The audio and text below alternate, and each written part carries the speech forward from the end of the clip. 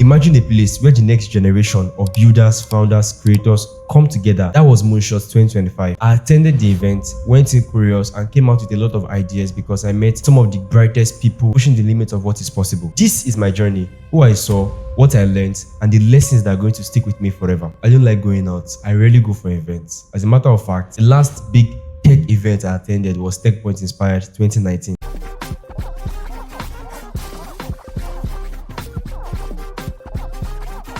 A long time ago. Small talk, networking, not exactly my thing. But this year, something felt different. Everybody on my Twitter timeline was talking about Moonshot 2025, and everybody was talking about the people and the ideas that were going to flow in the event. After seeing all that buzz online, I thought maybe it is time. And on the 25th of September, I made a decision that I was going to attend. The event's theme was building momentum, and that really made a lot of sense to me. When I checked the event website, the regular pass was 40,000 naira. But they had another option, the Prime Pass, about 200,000 naira, with extras like Prime Lounge and Buffet. So my friend Bilikis Onikoyi, the co-founder of Quick Labs, and I decided to go for the Prime Duo tickets, which means you can get a little discount when you guys come together and you pay for 2 Prime tickets. That was a very smart move by Cabal because we saved money and still got the convenience, the VIP treatment we were going for. Throughout the event, Bilikis and I made the Prime Lounge the base of our operations. We had time to sit down so we could strategize and plan. We wanted to maximize the benefits that we're going to get in this event and just squeeze it out. We were intentional about it. We focused on the sessions, especially on day one. We enjoyed the good food and we were listening to the speakers. After all, it's our money. More importantly, we connected with people strategically. I remember the opening session by Tomiwa Aladekomo, the CEO of Big Cabal Media, where he mentioned that momentum is not automatic. It has to be built, protected, and multiplied. So without wasting your time, here are 4 important lessons I learned from Moonshot 2025. Number 1, start something simple. Many of us have great ideas, so big they can solve 1,000 problems, but we don't get to actually do them. It's like having a bad road on your street and you're not thinking about starring the road. You want to create an helipad and create overhead bridges. That's just too much. Start something small. Start something simple. As a creative person, a founder, or someone that wants to build something that wants to last, you don't have to start with the entire vision at the initial point. Start with a single step. Hakim Lawal from InterSwitch talked about what is driving Africa's next leap. And he used the illustration of building roads. And he said that when the government builds a major road, many businesses, companies, and establishments are going to show up around the road. So maybe as a founder, you don't need to start with the entire vision, do everything at once. Build something simple and straightforward, and many other things are going to appear around it to accentuate the effect of what you've created. Don't try and do everything at once. It doesn't work that way.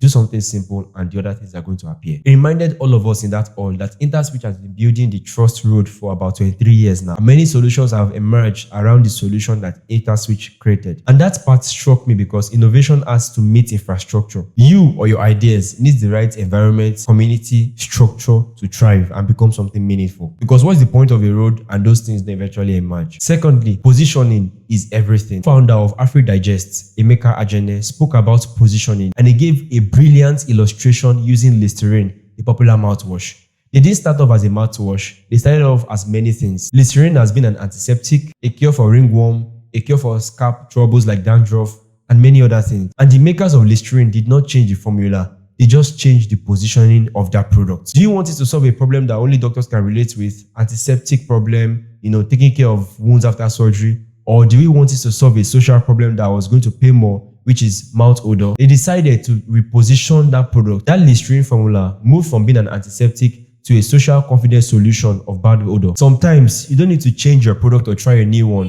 You just need to change the positioning of your product. Who are you targeting? What problems are you solving? Can you try another perspective? And I remember Mr. Emeka advised founders there and creators that we should not position for the next 6 years. Position for the next 6 months. Try something for the next 6 months, and then you can either reiterate or try another positioning. Your products may be very good, right? But it might be solving the wrong problem. It might be facing the wrong people. So positioning is everything. Number 3, networking is so simple. As an introvert, I want to talk to somebody. Or for example, let me imagine that I see Donald Trump in a hall. I'll be overthinking, what can I tell him? What will I do? His bodyguards are around him. Are they going to bounce me off? What? But sometimes we are just overthinking this thing. All you need to do is just to walk up to people, introduce yourself briefly, and ask them what they do. In most situations, they are going to just keep talking about themselves, and that will give you an opportunity to relax, access the ideas, access the environment, and chip in at the solution to their problems. People are not hard to talk to. They cannot beat you or knock you into the ground, right? Just talk to people. Networking is really, really simple. Just take your time, don't rush, and just pass what you want to pass across or listen while they talk, and then you'll be able to bring a balanced view. Networking is not everything. It cannot replace you being good at what you do, but that's his own role to play. Number 4, sometimes spend that money.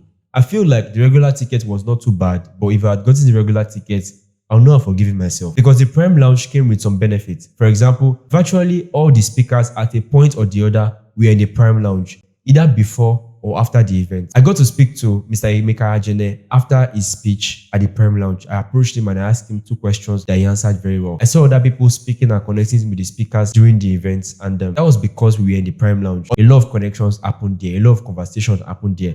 I met a lot of founders and a lot of people that I might have missed in general area, in the stages, or in the part where they were doing exhibitions. That Prime Lounge was a game changer for me. When I look back at Moonshot, a few events keep replaying in my head. Watching Sadiq Akinjobi, my egbon and friend, introduce me to people in a way that made it easy for me to continue the conversation. Driving to the venue with my friend Pasha, a founder, meeting some of my Twitter and Instagram followers, and they were like, "Hi, Jamiwa." I was like, "Oh."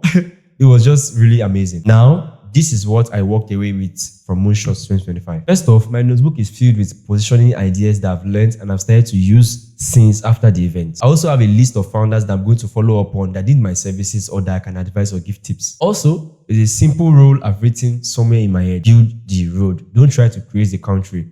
Build the simple road. After I build the road, I cannot worry about building the billboard, building the schools, building the hospital, or asking people to collaborate with me to build the other things. And this sounds like an obvious advice until we check our checklist and see how we are trying to skip steps. If you're a founder or creator watching this, I have 3 assignments for you. First off, write your 6-month positioning paragraph. Write it in a way that makes sense to you. Who are you posturing to be? What are you offering? And who are you targeting? Number 2, fix one small problem.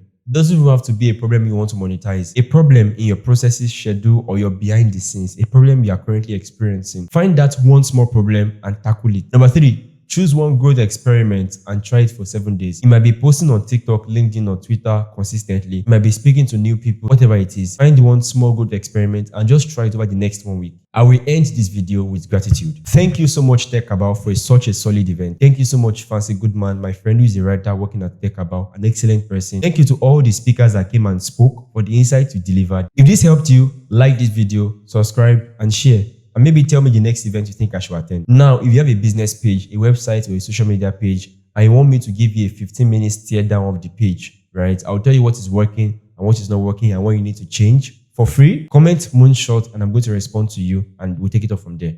My name is Tomewa and I'm the KBAC of digital marketing. Thank you for watching this video. See you on the next one.